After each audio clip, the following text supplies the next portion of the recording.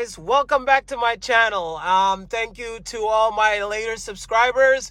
Thank you to every single one of you that has still been following me. I absolutely apologize for not making as many videos as I normally do. It's just been a lot of work recently, taking care of a lot of things, traveling as well, and also working on purchasing possibly a new Porsche or a very special Maserati.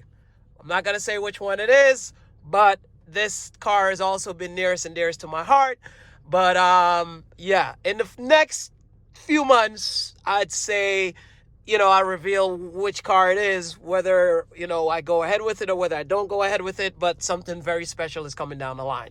So in today's video, again, thank you to every single person that is subscribed. Guys, follow me on Instagram. I post there a little bit more often. It's a little bit easier. I also post videos and things like that. So definitely follow me on Instagram as well. And it's the same handle, Garth Loves Cars. Okay, so it's Garth Loves Cars. So definitely follow me there. One of the things I wanted to actually, let me touch on this before I actually forget.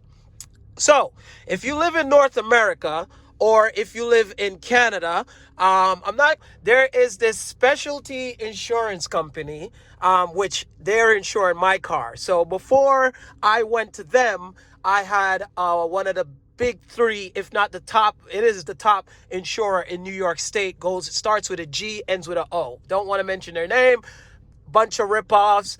Unfortunately, I have to have other cars on that insurance because Hagerty only deals with classic cars, and the Porsche falls in the line of classic cars, but my other cars don't fall in the line of a classic car. Anyway, they're a little bit more modern. So, Hagerty Insurance, guys. This is a 2004 Porsche 911 C4S, right? So with the big insurance company, my premium in a year, I think, was around $5,000. Now, that's just based on my license and my driving and so forth and so forth. I'm not a reckless driver, but I am also heavy on my foot.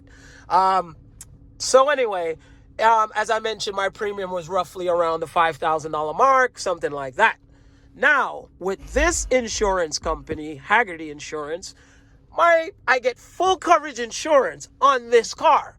Get this, guys. Full coverage insurance on this car. Before I even say anything, and I get to set the value of what the car is. Now, granted, being that I said that, a lot of people, I get to set the value. No, you're not going to be able to set a 2004 911 C4S for $100,000. No, you won't. Hagerty is not that stupid. They have people hired to do this. But if you set your car within the limits of the mileage of your car, the condition of your car, and what the market is commanding for your car, they let you set the value, which is in a reasonable range. So if anything happened to my car, for instance, I get the full value of the market range, which, these cars go anywhere up to $42,000, $43,000. By the way, I have another video coming out soon, guys. I'm going to get on it next week about values of 996 C4Ss and 996s. They're going north, guys. I can prove this. They're going north. I did it myself. I looked this up. They're going north. If you're in the market for a 4S, anything from like a C2, but like a C2 with like special, configuration, or anywhere from a 40th anniversary to a 4S to a Carrera 4 and up, they're going up in value. I will make a video and prove this. So if you're in the market for one, buy it now. Stop wasting time. Stop thinking about it. They're not going to start getting any cheaper. So get it now, okay? So anyway, what I wanted to do in this video was I wanted to talk about shifting. So basically, shifting on the 4S, because a lot of you guys, I don't know if you know this, that own these 996s or Porsches, is that, Porsches, they hold their revs. And I'm sure everybody's going, I knew that. All right, but anyway. So, for instance, to get the most power out of your car, 4S has four-wheel drive, so it's definitely going to feel a little bit quicker on the pickup. Most people will attest to this. They've done studies with the regular C2. People say, regular C2 is faster. Probably not. They're just about the same because there's been countless, big name auto review channels that have done reviews on them. And literally, we're talking about milliseconds. Sometimes the 4S beats the C2, depending on the tires, depending on the conditions, so forth, so forth. So you can't beat the fact that the 4S has four-wheel drive. Yes, it might be heavier, but trust me, this car definitely, and I've driven a C2. No hating on the C2, nothing like that, guys. Love C2s. I'll probably end up buying one with the aero kit. But anyway, I just gave away possibly the car that I might be getting in the future. Anyway, so basically, right? So for those of you that aren't aware of this, when you put your car in first gear, right?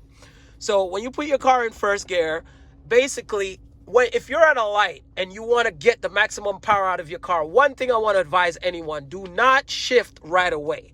Okay, you have a red line on your speedometer, on your odometer, whatever, your RPMs, sorry guys, on your RPMs that goes up to 8,000. Now, you see between 7 and 8,000, what you see here is basically a red line. So once you get into that red zone, and even in the medium, in the middle of it, what's going to happen is Porsche designed the fuel and the fuel delivery to shut off, so you don't burn out or damage your engine. So the car will start doing, this is not where you want to be. So to maximize your power out of this car, if you're in first gear and let's say you want to gun it, you want to make this car move and get that power. A lot of people, what they do, and I've experienced this with some of my friends who have 996s. They let it hit about maybe 4,000 to 5,000, and then they shift to second. You just lost a lot of power, because if you take it past 6,000, in between 6,000 and 7,000, right in there is when the car begins to just you hear that roar like, rrr. So, and then you shift into second. So second will synchronize right in there. And the computer is reading all of this. So once it senses that you're up in the 6,000s and you just shifted to second, it's going to tell the car, hey, we need to boost up everything now, because now we're in sport mode. It does that. It really does that. So slide it down to second, automatically you're going to feel second kick right in, and then those revs are just going to fly right up. Don't worry about getting into close to 7,000. The only thing you don't want to do is pass 7,000, because the minute you pass that is when the fuel cutoff comes in and you're losing power, the car's slowing down. So once you hit into this is what I do. Somebody else can tell you different. Once I hit into the 6.5, that's when, and I get close to the 7, I shift. And so this is the point. I was going to say the title of this video is Third Gear is Your Best Friend. And I mean that, because if you shift it right and you get into second gear and you just shift down into second gear, like that car's running, so I got to remind myself not to get off the clutch. So, and then you go into third gear once you do everything I've said. Well, yeah, it won't go into third gear because the car's not moving. So anyway, so once you get into third gear, like I said, bro, once you're in second and you do, the method that I said, and you hit third gear, by the time you hit third gear, this car is gone. Literally, this car is literally gone. Especially, see, the 4S shines in spotty traffic, because the point of the 4S is a four-wheel drive car. So therefore, you have a lot of handling. This car is a handling master. So if you're in spotty traffic and you're in third gear, whether you're racing someone or whether you're just doing some, some back road driving and, you just want to unleash a little bit of power, trust me, you will get out of this car giggling, or you're going to pull over to the side of the road with smiles all over your face and the hairs on your arm is standing up.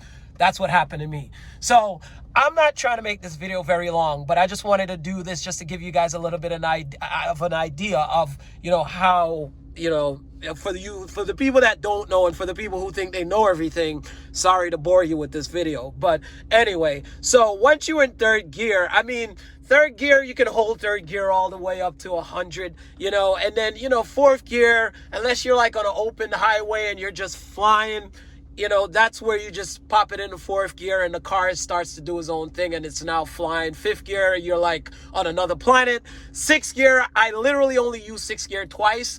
And that gear to me is only for when you really want to do over 200 miles an hour. You know, it's like that once you're in sixth gear after you've done all the steps that I've said with this car, you know, it's like you're in another zone. Like everything, it's like you're literally about, it's like you're on an aircraft and you're about to take off. So guys, I wanted to keep this video really short. Thanks to all my new subscribers. Thanks to all the old subscribers. I will be coming out with another video. So you guys, you know, with the values and things of the 4Ss. Again, follow me on Instagram. Same handle. Garth Loves Cars, you know, and I update that page as well. I also, you know, do some stories about the dinners and the foods that I eat. I thank you guys once again. Thank you so much for following. Thank you so much for subscribing. Thank you so much for everyone who believing in me.